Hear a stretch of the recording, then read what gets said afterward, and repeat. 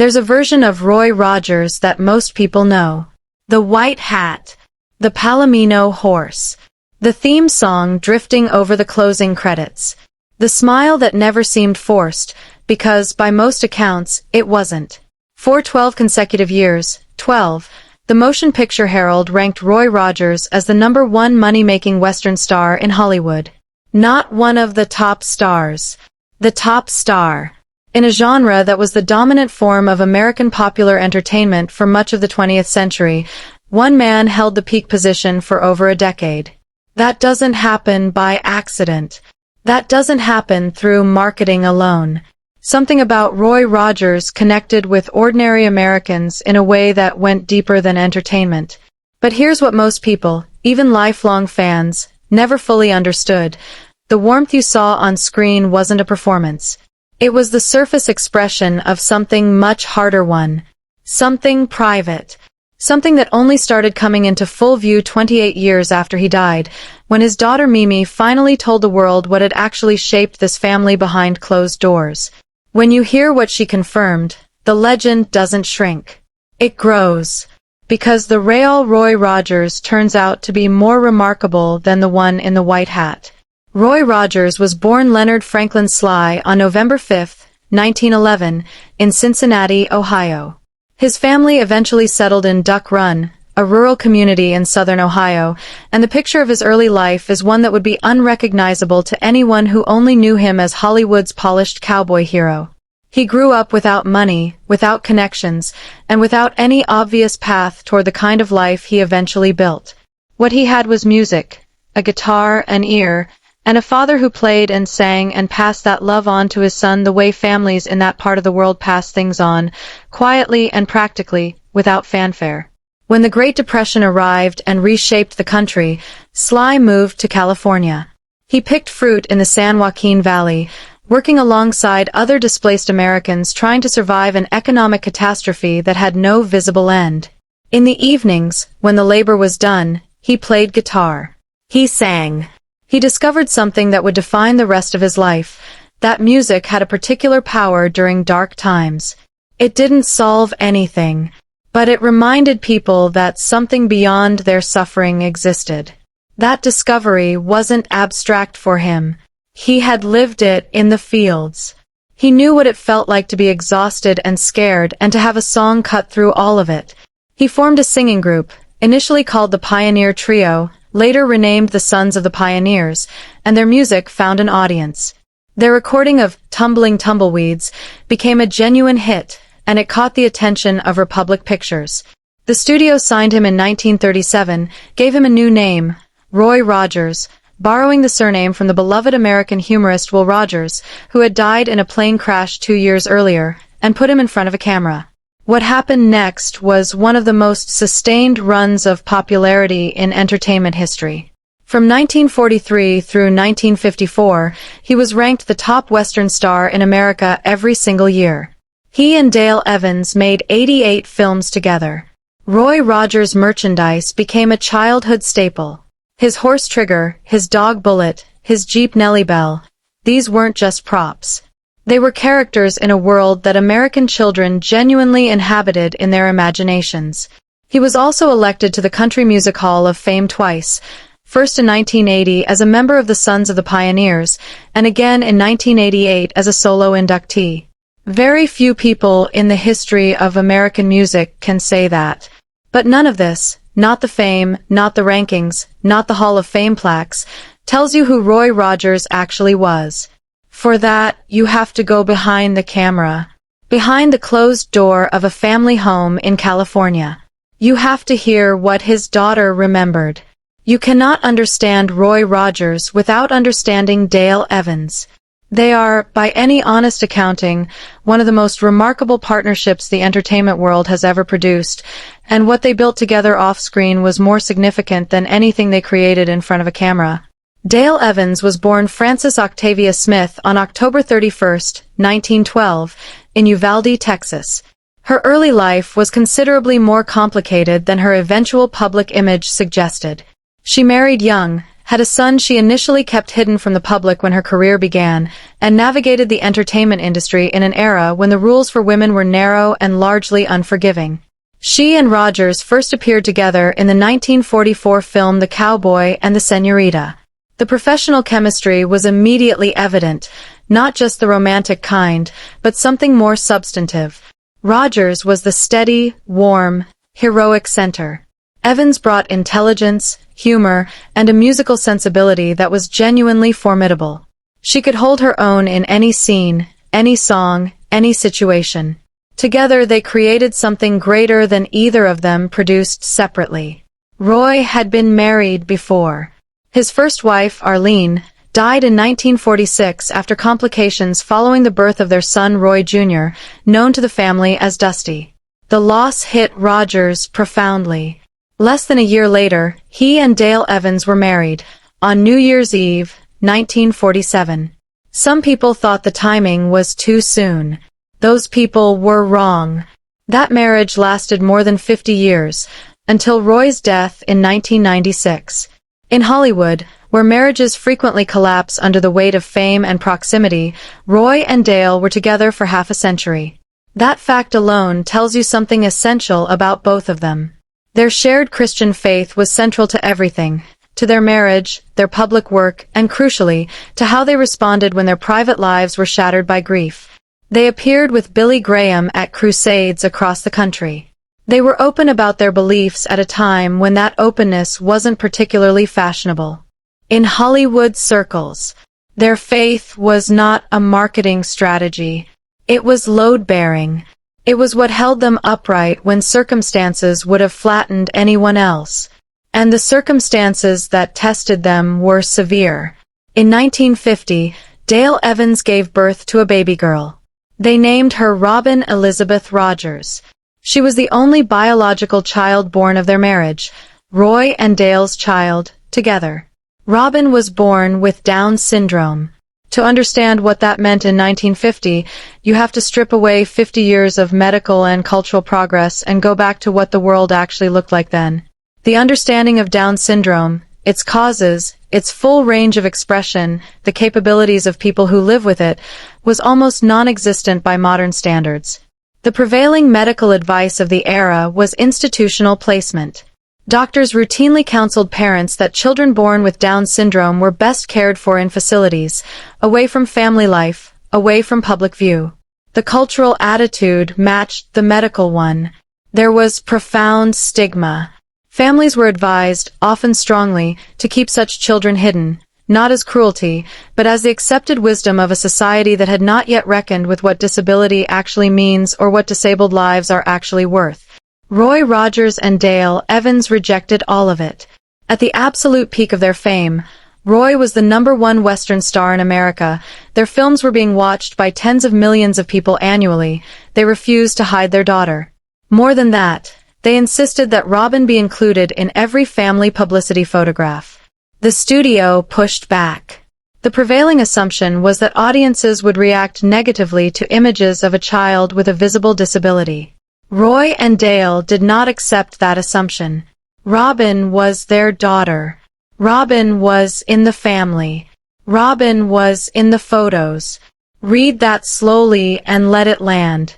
In 1950, against the advice of their doctors, their studio, and the dominant cultural norms of their era, Roy Rogers and Dale Evans publicly claimed their daughter with Down syndrome and put her in the family portrait. That was not a small act. In the context of its time, that was a radical one. Robin lived for just under 2 years. She died in August 1952, shortly before her second birthday, from complications following a case of mumps. The grief that followed was the kind that changes people, not temporarily, not in ways that eventually pass, but permanently. Dale Evans responded to that grief by writing. She produced a book narrated from Robin's perspective, as if the child were looking back on her brief life from heaven. She titled it Angel Unaware. Published in 1953, it became a bestseller, not because of Roy Rogers' fame, though that certainly gave it reach, but because it said something that thousands of parents of disabled children desperately needed to hear, that their children's lives had meaning, worth, and dignity. That love given to a child who would never speak in full sentences or live independently was not love wasted. It was love that mattered completely. The book's cultural impact extended far beyond its sales figures. It is credited with helping shift public perception of children with developmental disabilities at a time when that shift was badly needed. An organization in Oklahoma that worked with children with intellectual disabilities eventually renamed itself the Dale Rogers Training Center in her honor. Robin's life lasted 23 months. Her impact extended across decades. And then, as Mimi would later confirm to the world, it extended across an ocean. Marion Rogers, known to her family as Mimi, was born in Scotland during the Second World War. Her early years were marked by the kind of instability that shapes a person at the foundational level. She spent a significant portion of her childhood in an orphanage, years of institutional life, without a permanent family, without the ordinary certainties that most children take for granted. In 1954, when Mimi was 13 years old, everything changed. Roy Rogers and Dale Evans adopted her. The culture shock alone would have been disorienting for anyone. A girl from wartime Scotland, shaped by orphanage life, suddenly transplanted into the home of the most famous cowboy in America. The gap between those two worlds is almost impossible to fully bridge in imagination. But what Mimi has recalled in interviews about that experience is not primarily about the fame or the strangeness of the transition. It is about something much simpler. Inside the Rogers household, she has said, Roy and Dale were not stars. They were not America's cowboy and his queen. They were mom and dad. The warmth was real. The family was real. And for someone who had spent years without any of it, the recognition of what she had been given was immediate and profound. Here is the part of Mimi's account that reframes everything. She has said directly that she believes the reason Roy and Dale came to adopt her was connected to Robin. That the death of their biological daughter created not a closing off, but an opening, a space in their family and in their hearts that they chose to fill by bringing in children who had none of the things they had to give. She has said, in her own words, that she probably owes her place in America, her entire life as it turned out, to Robin. To a little girl who lived less than 2 years and never knew her. To a child who died before Mimi was ever part of this story, whose existence rippled outward across an ocean and into a Scottish orphanage in a way that no one planned and no one could have predicted. That is not a small thing to sit with. Robin never knew Mimi. Robin never grew up. But Robin's life, and the grief that followed her death, is the reason Mimi's life took the shape it did. That is the kind of human causality that no dataset can capture. Roy and Dale did not stop with Mimi. They went on to adopt several more children, including Dodie, a Native American infant adopted at 7 months old, and 2 others named Sandy and Debbie. Combined with Roy's children from his first marriage and Robin, their family ultimately grew to include 9 children. What they built in that California home was a blended, multiracial family, something genuinely unusual in 1950s America, constructed not by accident or convenience, but by 2 people who had suffered profound loss and responded by expanding rather than contracting. If the story ended with Mimi's adoption, it would already be remarkable. But the Rogers family was not finished being tested.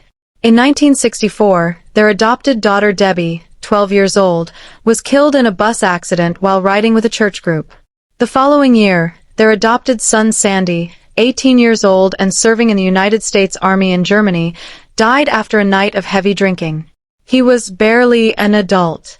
3 children, Robin, Debbie, Sandy, gone across the span of their family life. To lose 1 child is something that reshapes a person entirely. To lose 3, while raising a large family, maintaining a public career, and continuing to present warmth and hope to millions of people who look to you as an emblem of American goodness, requires a kind of resilience that most of us will fortunately never be called upon to demonstrate. And yet Roy and Dale did not retreat. They did not collapse publicly. They kept showing up, at crusades, in interviews. In the books Dale continued to write about Robin, about Debbie, about Sandy. She turned private grief into public witness repeatedly, giving language and permission to other parents carrying similar losses in silence. That was not incidental to her life's work. That was her life's work. The Roy Rogers that America watched riding off into the sunset, always on the right side of every situation, was not a fiction. But that image was built on a private foundation of genuine suffering that his audience mostly never saw. The goodness was real. It was just hard-won in ways the public didn't know. Roy Rogers died on July 6, 1996. He was 86 years old. Congestive heart failure. Dale Evans outlived him by 5 years, passing away in 2001. The tributes were extensive and genuine. President Clinton offered condolences publicly. The Country Music Hall of Fame marked the loss. Fans who had grown up with Roy Rogers, who had watched his films as children, who had absorbed without quite knowing it the values his characters embodied, grieved in a personal way that was rare for a celebrity death. But with Roy and then Dale gone, the private dimensions of their story began to recede. Their children, the surviving ones, lived their lives largely outside the spotlight. The Roy Rogers Dale Evans Museum in Branson, Missouri, operated until 2009, but the day-to-day reality of who this family had been, what they had endured, what had driven their choices, most of that stayed private. Then Mimi spoke. She didn't do it for publicity. She didn't do it with any obvious strategic purpose.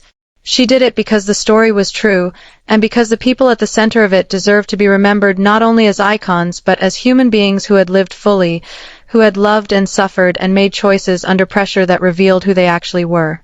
What she confirmed was this, that Robin's death was the catalyst for what followed. That the loss of one child opened a door through which other children came. That she, Mimi, born in wartime Scotland, raised in an orphanage, owes her American life to a baby girl she never met, who lived for less than 2 years, whose parents refused to hide her and refused to let grief make them smaller. There is a tendency, when we talk about icons from earlier eras, to flatten them, to let the legend stand in for the person, to accept the simplified version because it is easier to hold. Roy Rogers in the white hat is a clean image. It requires nothing of us. The fuller picture requires something more. It asks us to understand that the warmth Roy Rogers projected across decades of films and television wasn't manufactured in a studio. It was earned through loss, and tested by more loss, and held together by a faith and a partnership that most people never saw up close. It asks us to sit with the image of a man and a woman, at the absolute peak of their fame, in an era with very different cultural assumptions, insisting that their daughter with Down syndrome belong fully in the family portrait. Not as a statement, not as advocacy, though it became that. Just as parents who refused to pretend their child was anything other than their child. It asks us to consider what it means that when grief came for them, and it came more than once, they responded not by closing but by opening. By flying to Scotland to bring home a 13-year-old girl who had no family. By doing it again and again, until a blended multiracial family of 9 children had been assembled in a California home that Mimi remembers not as a celebrity household, but simply as the place where Mom and Dad were. That is the real Roy Rogers. And it is, without question, a better story than the legend. Robin lived for 23 months. She never knew Mimi. She never knew what her short life would set in motion. But Mimi is here, decades later, carrying the story. And now you are, too. Some lives send ripples that travel farther than anyone could have predicted. Robin Elizabeth Rogers was one of them. If this story stayed with you, share it with someone who would want to know it. The real history of who people were, behind the legend, behind the image, is always worth telling.